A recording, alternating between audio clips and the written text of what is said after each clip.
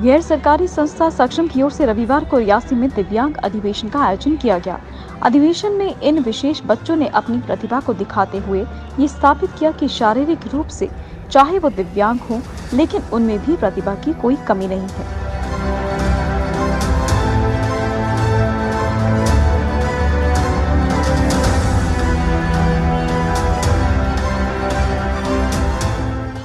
इस कार्यक्रम के आयोजन का मुख्य उद्देश्य यही था कि लोगों तक इस संदेश को पहुंचाया जा सके कि दिव्यांगों को भी समाज में अन्य लोगों की तरह सम्मान से रहने का अधिकार है।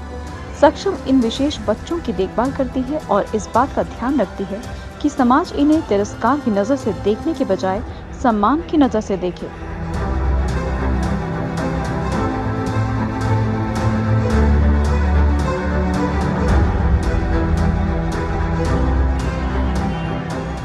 इस एक दिवसीय अधिवेशन के दौरान प्रधानमंत्री कार्यालय में राज्य मंत्री डॉक्टर जितेंद्र सिंह मुख्य अतिथि थे, जिन्होंने सक्षम के इन प्रयासों की सराहना करते हुए कहा कि दिव्यांग समाज का हिस्सा है और भारतीय संविधान ने उन्हें भी समान अधिकार दिए हैं।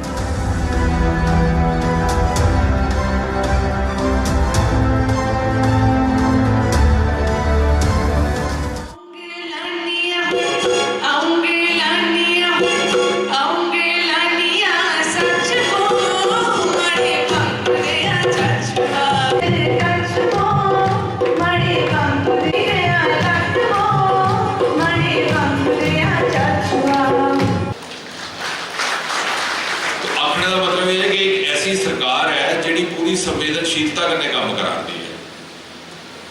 जिहड़ी छड़ी इलैक्शन जीतने वास्ते काम नहीं कराती। और इस वास्ते जिथे भी साढ़े ध्याड़े च कोई गल आती है उसकी भरपाई करने का पूरा प्रयास किया जाता है। पूरी केवल यही कहूँगा कि बड़ा सुखद संजोग है आज राष्ट्रीय खेल दिवस है। आज ही के दिन हमारी एक बेटी ने पैरा ओलंपिक्स में टोक्यो में मेडल प्राप्त किया है और आज ही के दिन ये जो एक सामाजिक संगठन है सक्षम, जो पिछले 10-15 वर्षों से समाज के दिव्यांग वर्ग के सेवा,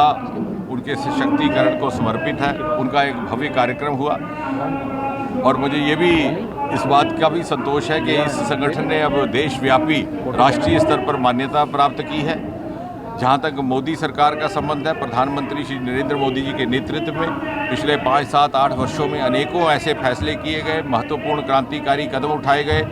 जो समाज के उन वर्गों की चिंता करते हैं जो कहीं ना कहीं पिछली सरकारों के द्वारा उनकी प्राथमिकता से छूट गए थे। समाज में आपको सम्मान दिलवाने के लिए उन वर्गों को जो पिछड़ गए थे, उनकी भूमिका, उनकी योगदान समाज की मुख्य धारा में किस प्रकार से रह सके, क्योंकि जिस नए भारत का निर्माण का काम मोदी जी कह रहे हैं अगले 25 वर्षों में होने वाला है, जब 100 साल हमारे आज़ादी के पूरे होंगे, तो मुझे विश्वास है जो तथाकथित दिव्यांग है, क्योंकि दिव्यांग केवल शरीर से नहीं होता, मन से भी होता है। हमारी मानसिकता में जो